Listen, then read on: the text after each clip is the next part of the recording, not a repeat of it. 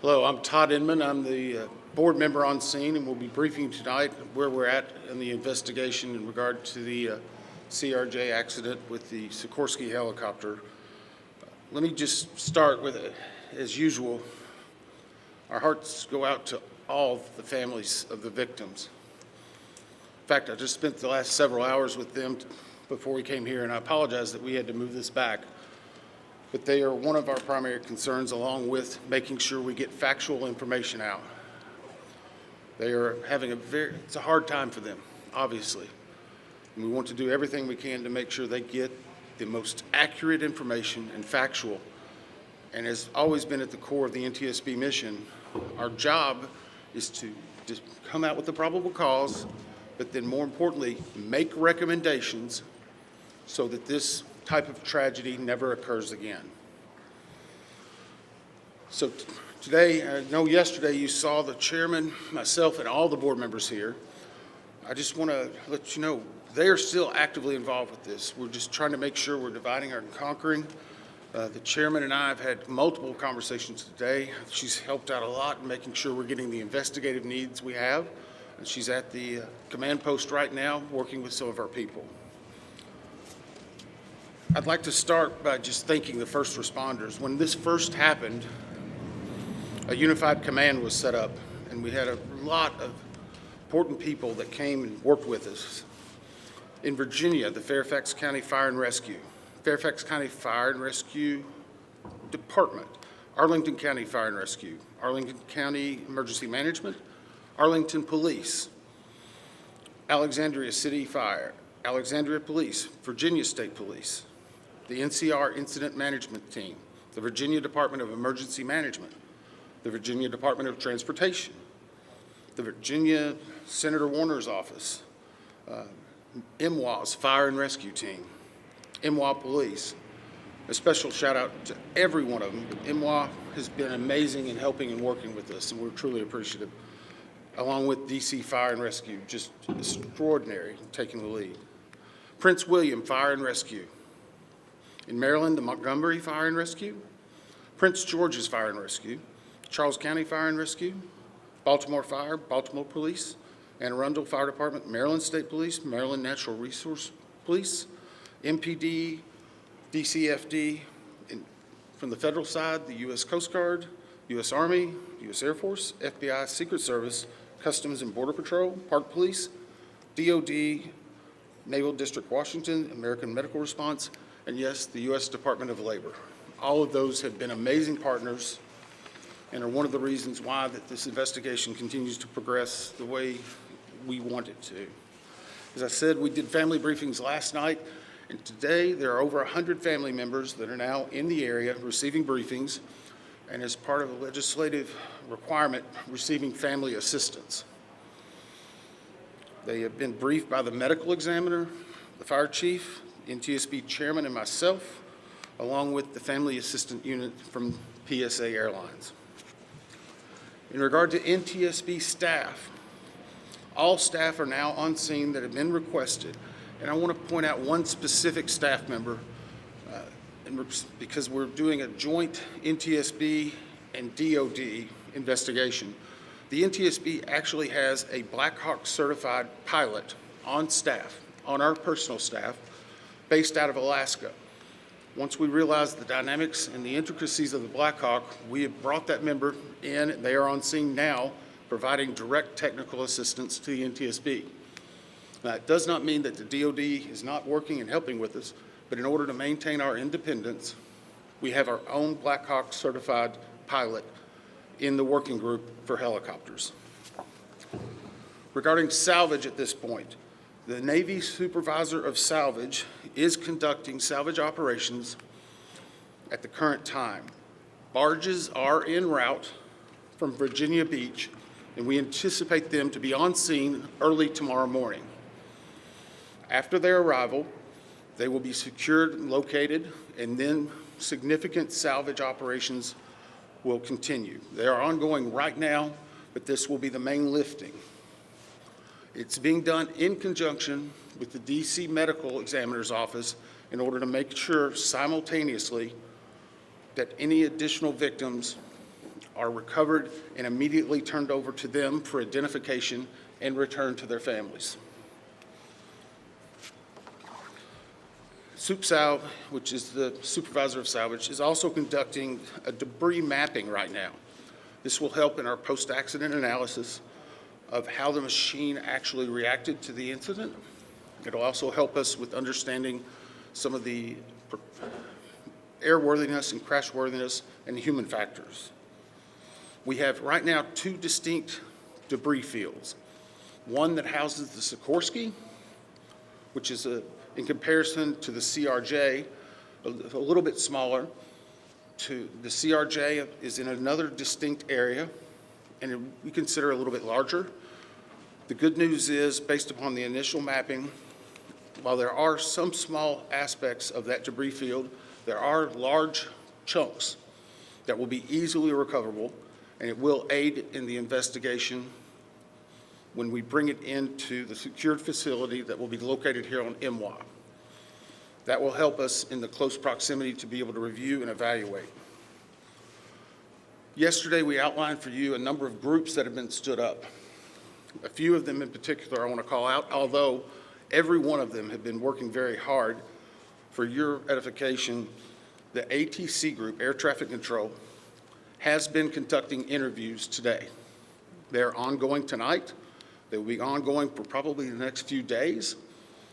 We've had full cooperation in getting the witnesses that we need to gain those interviews. We will then take that information and match it with other data that we're receiving, and if necessary, conduct follow-up interviews at a later time. Our operations group now has on site an exemplar airplane similar to the CRJ 700. It's on a hard stand here at MWA. They will use that to evaluate cockpit configuration, seating, things like that.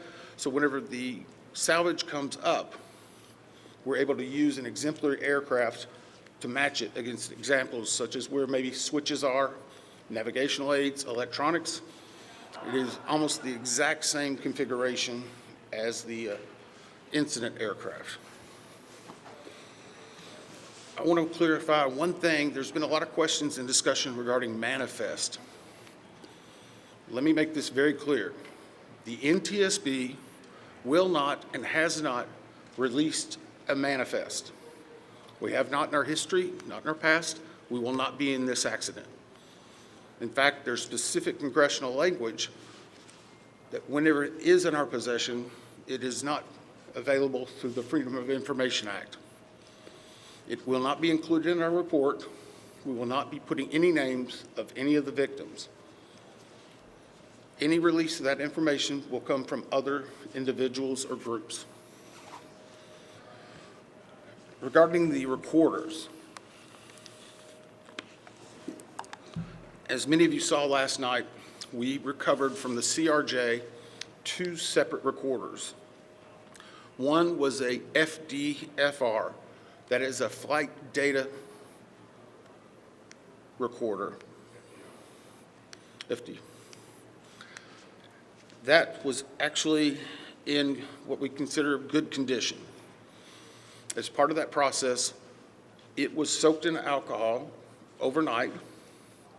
It was then opened today, and we have a high level of confidence that we will be able to get a full download in the very near future.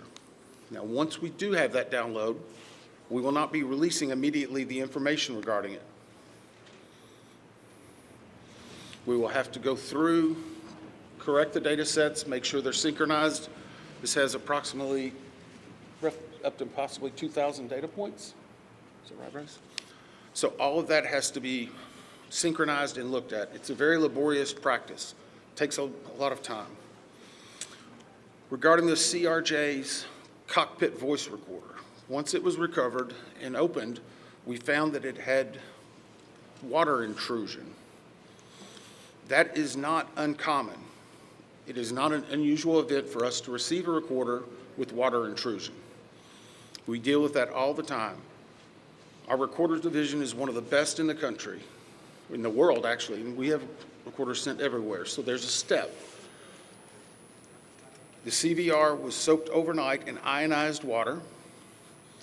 at which point the team put the CVR into a vacuum oven in order to extract moisture. They are still checking electrical connections to determine if they're ready to try a download. It is one step of many steps that we will take in order to get that data, but we have a very high level of confidence that we will have it. We just have to work through a number of steps. Lastly, on recorders, the Sikorsky, where the CRJ has two separate recorders, the Sikorsky has a combined cockpit voice recorder and digital flight data receipt recorder. It's in one box. I can report to you now, we have recovered the Sikorsky black box. It is safely at the NTSB headquarters. It will begin an evaluation, just as the other two recorders did last night, to determine when and how to take action. I can tell you from a visual inspection, we saw no exterior damage that would indicate that it was compromised at this time. So we have a high level of confidence that we will be able to have a full extraction from that as well. Those are some of the significant updates we have right now. Obviously, we'll be doing some more in the essence of time and making sure our team gets back. I think we're going to be able to take maybe 4 or 5 questions. I'll call on you and I'll repeat it. So we'll try to play that game a little bit, please. Right here. Thank you very much, Doc. Your name and outlet, please. Jonathan Kersley from Channel 9 Australia. Captain Sully Sullivan, one of the heroes of the incident on the Hudson, he said we absolutely should be reviewing airspace, not just here but in other places where there's a complex mix of traffic. Is he right? Is there time for a permanent shift in DC and across the country to keep airspace safe and separate between military and civilian air? So the question for those watching, is it this time now for us to possibly deconflict or change some of the airspace where military aircraft operate with commercial aircraft? I can't give you a definitive answer on that. What I can say is in this incident, it should not have happened. We have in aviation what's called a Swiss cheese approach, wherein if something fails, a backup should catch it. Multiple layers of redundancy. It's been a very long time since we've had a major aviation incident in the United States, and that's the reason why it's one of the safest forms of transportation in the country. But the only way they do that is by investigating what happens now and then making recommendations in the future. Again, the NTSB has done 100,000 aviation investigations. We've issued 15,000 recommendations. Over 84% have been accepted. Once this investigative report comes out, we will be advocating probably for years for changes that need to be made, but we'll not speculate on what needs to be done until we have the facts. Todd, is there anything obvious? Hey, I'll call on people. Sorry. Dave Jefferson from Reuters. Can you talk about how long you think it will take to recover the debris, how long you plan to be on site, and have you got any early data yet off the ATC tapes? I think that was 3 or 4 together. How long the debris will take, how long we'll be on site, and have we gotten any information off of the air traffic control tapes. The debris, we are hopeful once the mapping is done that it will be done in what I will call quick order. I can make no guarantees of that because first and foremost, we need to make every effort and to make sure we're recovering every one of the people that perished in this accident. We'll have some cranes that'll be coming up, and once that happens, you'll see a lot more activity, and we'll be moving that in, but I don't want to give you a definitive time. I would say it will start in earnest probably on Sunday, and it will go through next week, and some of that's contingent upon weather and other things. Regarding the ATC tapes, we've received a lot of different information on ATC, and so I'm just going to preempt it. Off-the-shelf software programs are not always as accurate as the data we specifically get from ADSB, from the black boxes. All of that are factors that come into our investigation. So we will not speculate about ATC tapes that you may have heard and seen online or snippets. We are getting the full cooperation that we need to be able to make an accurate assessment and to make sure what we are saying is factual and that it will help and aid in the entire investigation. You? Todd, Cooper from Channel 7 in Boston. Is there anything glaring from the videos that we've all seen that would tell you that the pilot in the Black Hawk helicopter made a mistake? The question is, based on the videos, have we drawn any conclusions? We have not. We know that there was a significant incident in which the two aircraft collided, a pretty significant fireball. If you will recall, even after the first day, we only had maybe 1 or 2 grainy images that were coming out. We're seeing more and more at this time. So we're still collecting data, but we are not going to opine until we see a lot of other things in there. A couple more? 2 more? Yes, sir. On team with CNN, how critical is it to interview the controller in the tower cam? And how concerning is it to you, the reports that that controller was working 2 positions at the same time? So the question was, how critical are the air traffic control interviews and basically staffing? So air traffic control interviews are critical. That's the reason why there's a process in place. That began immediately after the accident. It was preservation of that evidence. It was immediately taking down notes, getting logs, all that information. We will go back and look at any air traffic controller that was involved in this. We'll go back and look at their past probably 72 hours, even 2 or 3 weeks. We'll look at their training, their hiring, everything, what they probably ate that day. But it is not one point that tells us everything. It's layered into a lot of other information that's very critical. Regarding staffing, the FAA has had a very robust plan in looking at staffing. Obviously, we'll be looking at not only staffing that day, but progressively staffing. How many people, what job functions they were doing. Were they being combined? Were they not? What was the weather outside? What was the number of landings? I recall back during COVID, 1 runway was being used. Runway 1, that was the only one. 33, as traffic came back, started being opened up. So we would look at changes in traffic patterns, construction at the airport, all of that. It all paints a very big picture. Who are you? Sorry. Sorry, Leah with AP. Have investigators interviewed air traffic controllers at this point? The question is, have we interviewed air traffic controllers? Yes. I think I started with. Were they working at the time? Sorry. They were working at the time? I'm sorry, the clarification. Was it an air traffic controller that was working at the time of the accident? Yes. Yes. Now, I'm not going to speculate. Sorry. Nope, sorry. I'm not going to speculate. The next question is, was there 1, 2, 3? I don't have the answer for that right now. I know that the controller that was working at the time has been interviewed, and his interviews are ongoing throughout the day. Yes, ma'am. Last one.